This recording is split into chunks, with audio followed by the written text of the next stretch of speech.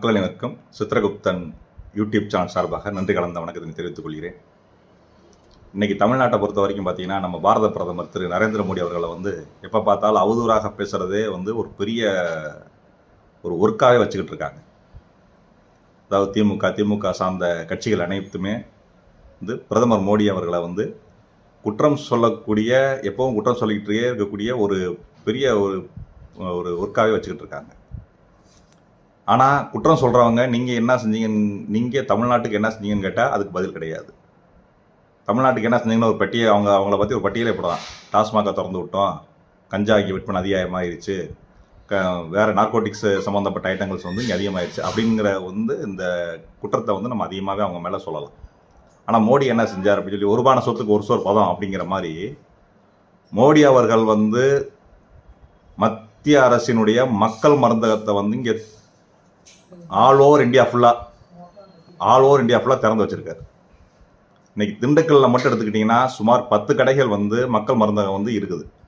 ஆரம்பத்தில் திறக்கும் போது சுமார் 2 கடை தான் இருந்துச்சு. இன்றைக்கி சுமார் 10-15 கடைகள் திண்டுக்கல்லில் மக்கள் மருந்தகம் இருக்குது.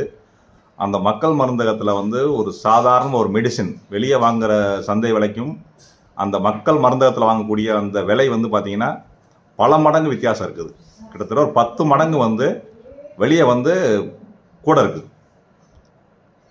இது யாருக்காக பிரதமர் செஞ்சிருக்காருன்னு கேட்டிங்கன்னா, ஏழை எளிய மக்கள் இந்த மருந்துகளை வாங்கி உபயோகிக்கணுங்கிறதுக்காகத்தான் இந்த மாதிரி ஒரு திட்டத்தை கொண்டு அமுல்படுத்தியிருக்காரு.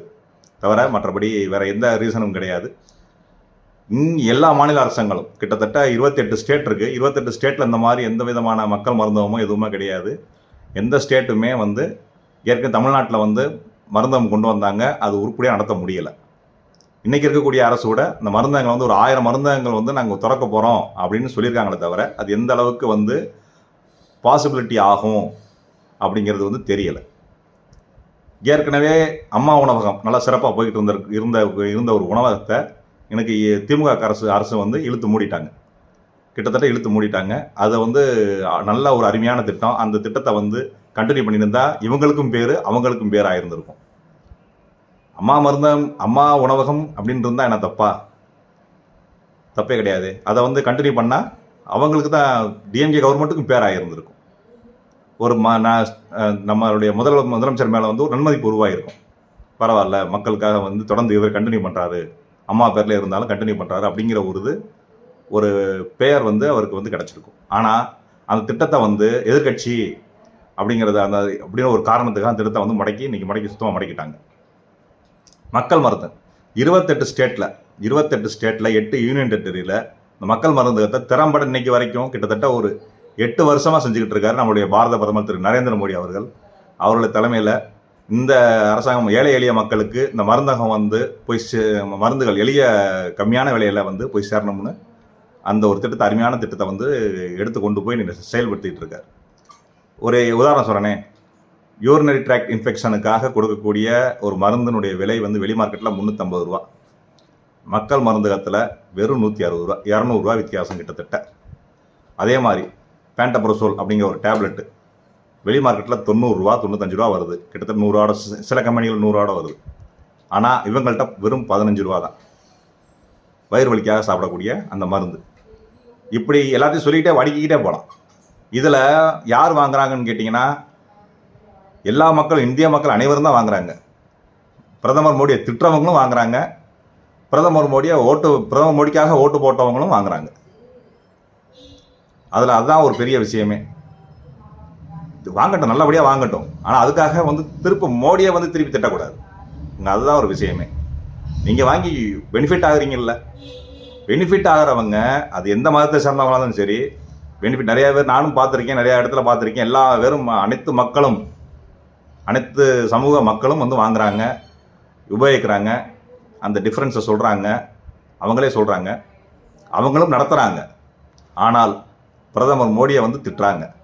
எதுக்கு திட்டுறாங்கன்னே தெரியல. அவங்களுக்கே அதனுடைய அந்த மகத்துவம், அந்த திட்டத்தினுடைய மகத்துவம் புரியுது. இவ்வளோ வித்தியாசம் வருதுன்னு தெரியுது. வெளியே மார்க்கெட்டில் இந்த மருந்தினுடைய விலை இவ்வளோ வித்தியாசம் இருக்குது. இங்கே பிரதமர் மோடியினுடைய மக்கள் மருந்தகத்தில் ரொம்ப ரேட் ரொம்ப டெட் சீப்பாக இருக்குதுங்கிறது தெரியுது. அது அவங்களுக்கு பெனிஃபிட் தான். அதை வாங்கி உபயோகிக்கிறாங்க. பட் திட்டுறாங்க, பிரதமர் மோடியை திட்டுறாங்க. 2026 கண்டிப்பாக பாரத பிரதமருடைய எய்ம்ஸ் மருத்துவமனை மதுரைக்கு கண்டிப்பாக வரும். அதுலேயும் திருப்பி என்ன பண்ணுவாங்கன்னு கேட்டிங்கன்னா, எல்லா சமூகத்தினரும் போய் வைத்தியம் பார்ப்பாங்க. ஆனாலும் பிரதமர் மோடியை திட்டுவாங்க. அதுதான் நடக்கும், கண்டிப்பாக நடக்கும். எனவே மக்கள் இதை வந்து நன்றாக புரிஞ்சுக்கணும். யாருக்காக இந்த விஷயத்தை வந்து நரேந்திர மோடி அவர்கள் வந்து செய்கிறாருன்னு புரிஞ்சுக்கணும். ஒரு பானை சோத்துக்கு ஒரு சோறு பதம் அப்படிங்கிற மாதிரி இந்த அவருடைய செயல் திட்டங்கள் அனைத்துமே வந்து மக்களுக்காக மட்டும்தானே தவிர அவருடைய சுயநலத்துக்காக கண்டிப்பாக கிடையவே கிடையாது.